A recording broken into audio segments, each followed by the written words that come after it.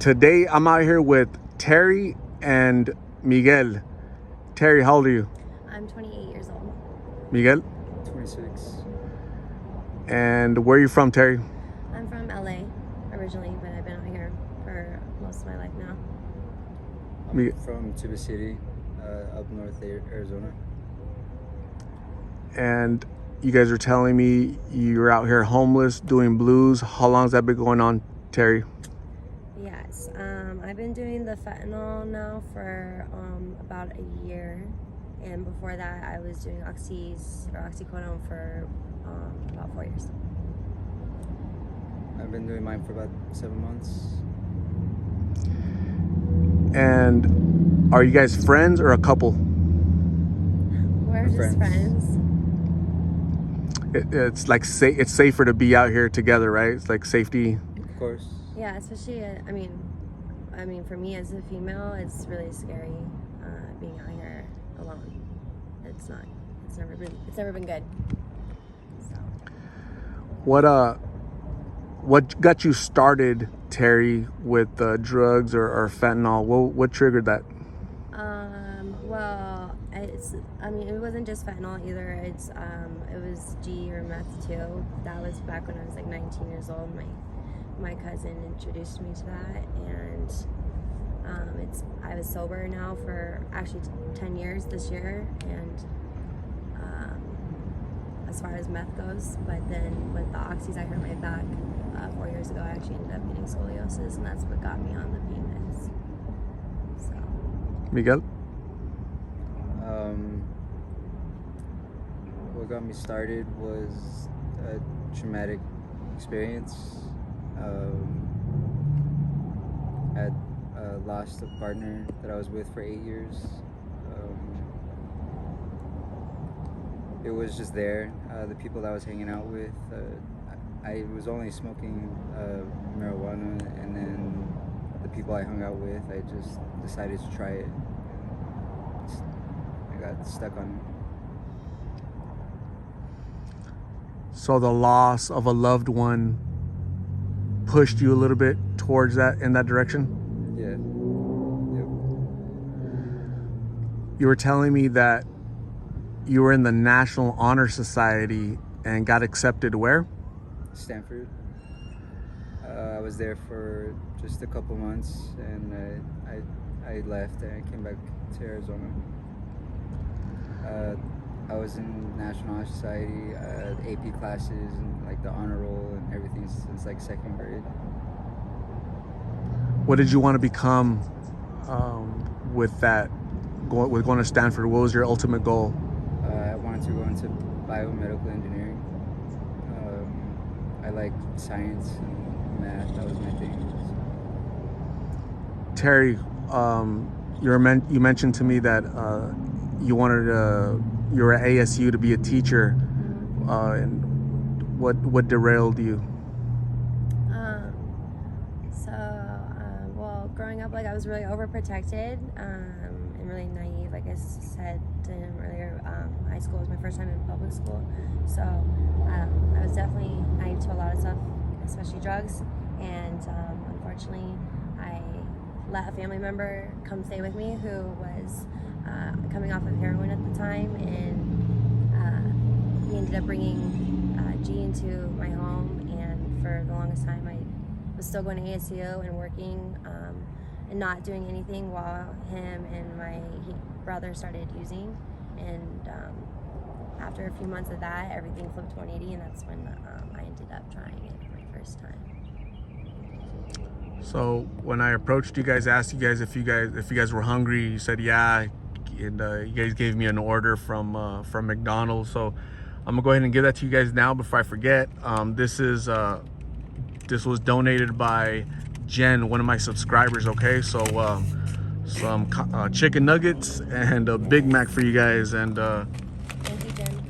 yeah, thank you, Jen, for donating some water. Yay, water. And your sodas are. I gave your sodas earlier, so that was nice of Jen. Yeah, your Gatorade. Yeah. No soda. It was definitely Gatorade. And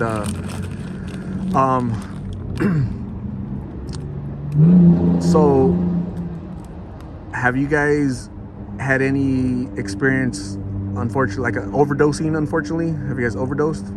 I haven't overdosed ever, but I have saved 4 people from overdosing, or while they were overdosing. My ex, my cousin, and 2 random people out and about on the street. So yeah, it's scary. I OD'd once. I was hanging out with some friends and I didn't know I OD'd. I woke up to them pouring cold water on me, and my friend that brought me back, he was sitting by me crying, and he was freaking out, and I had no clue. I just all I remember was talking to them, and then I woke up to them pouring water on me. Crazy thing is, the guy that saved me, the very next day, he OD'd, and I ended up saving him. So, but we're still friends to this day. Yeah, that's how my cousin passed away on his 30th birthday. He was ODing, and the people he was with were too scared to like call 911 or bring him to a hospital, and he ended up he was dead for 7 minutes in the back of his friend's car before they dropped him off at the hospital. And by that time, he was already brain dead and in a coma, and we ended up having to pull the plug a few days later.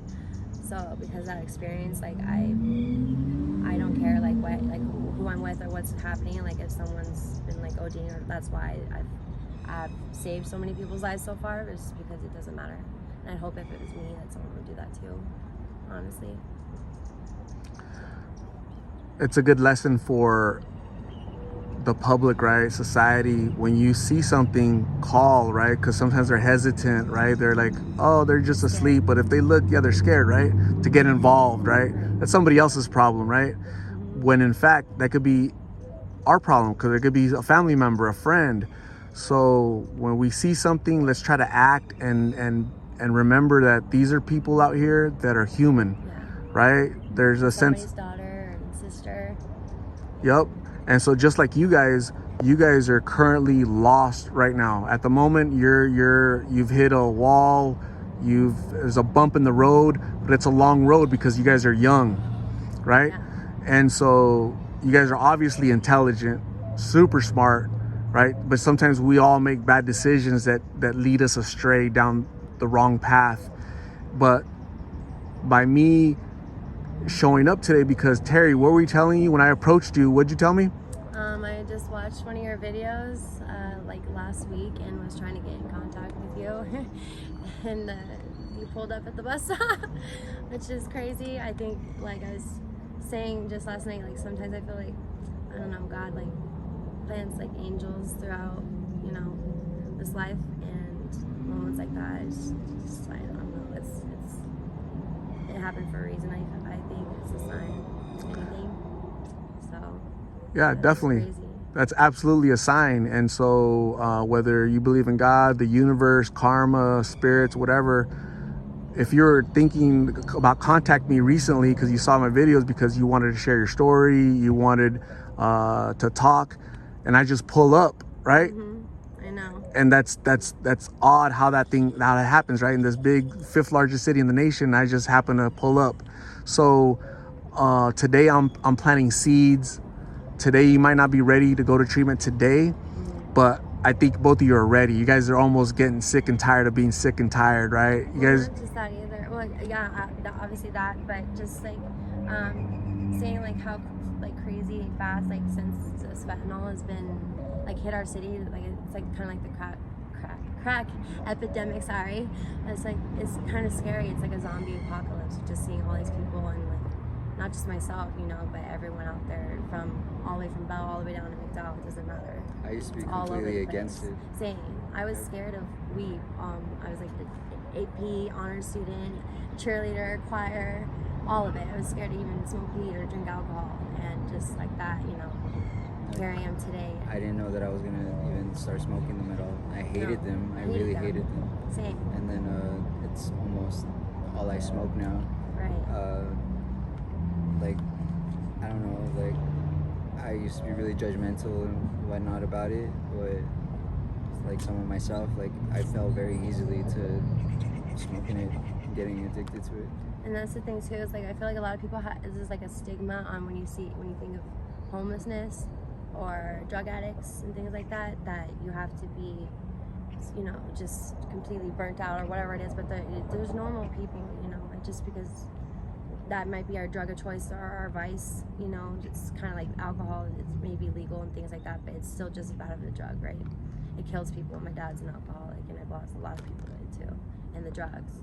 So I just hope, I don't know, I hope people, like kids and the younger generation, see how crazy it is out here now, and then it stops, you know. Don't judge them too harshly. And just stop too, like you said. I didn't mean to interrupt, but not just for the drug use and stuff, but just the other day when my stuff was being stolen, I had a man, 6 foot tall, big guy, pulling me by my bag around my neck, and in the middle of the street, you know, and I used a whole can of pepper spray on him, and it didn't stop him, and nobody stopped. I was screaming for help.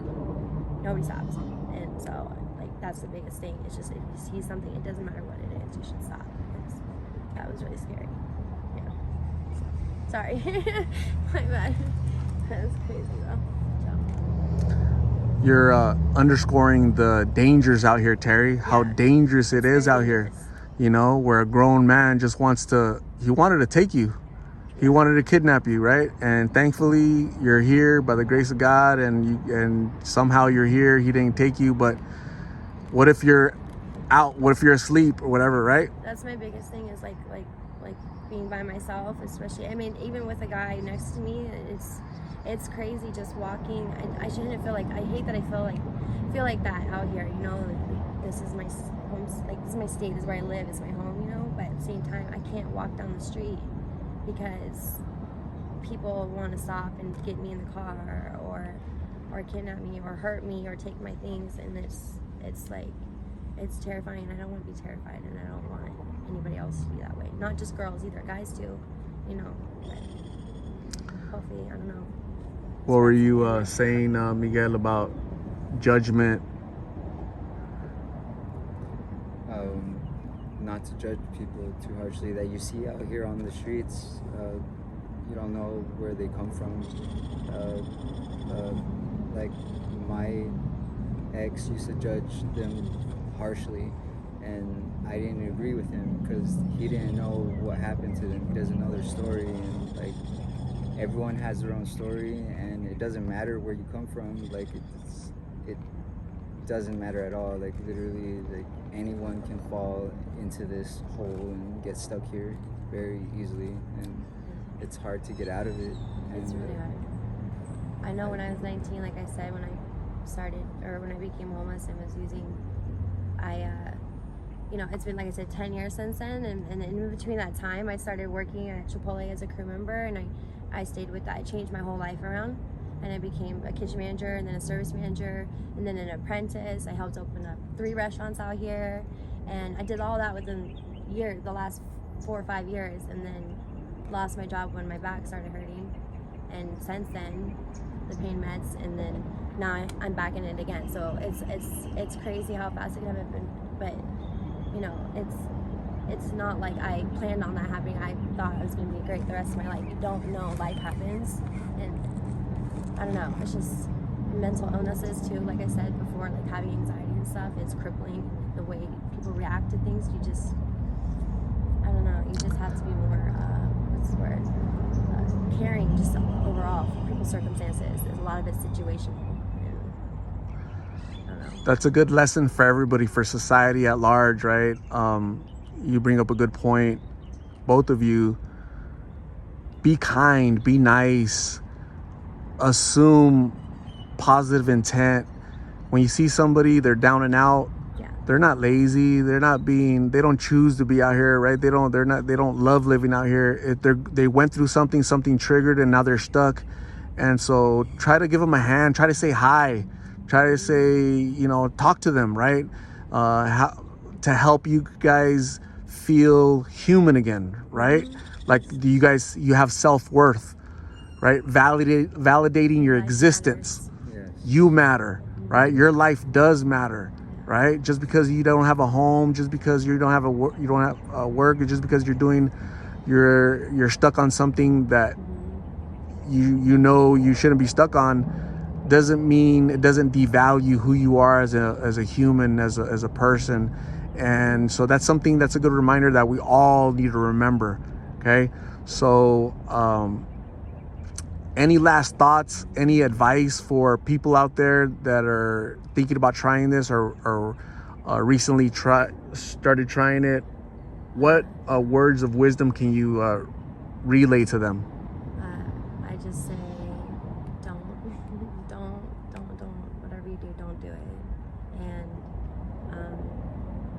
you know, if you're even thinking about wanting to turn towards like pain meds or fentanyl or whatever it is, I suggest maybe just talking to somebody, whether it's a family member or somebody like a good influence on you, to kind of steer you away from it. And don't use like me with my back pain as a crutch for a reason for you to begin doing it, because once you're there, it's really hard to stop, and it's not a path you want to go down ever. I wouldn't wish this upon my worst enemy. It's not ever. worth it. It's not worth it. It's not worth it at all. So if people want to give you words of encouragement for yourselves, or they'd like to talk to you guys, do you guys have any social media where somebody can reach out to you? Yeah, I have Instagram. It should just spell it out, I guess. Yep. But it's Terri, Terri.Rose, like the flower, 92. That's my username for Instagram, Terri Rose. I just have my Facebook. If anyone wants to message, it's Miguel Shirai, MiguelShirai.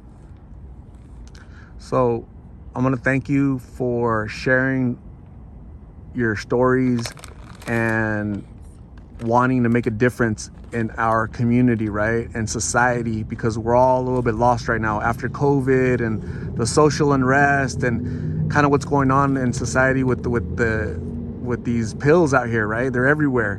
And so by you sharing your story, you're gonna save somebody, right? You're gonna help somebody out there, right? You're gonna help some parents, you know, talk to their kids.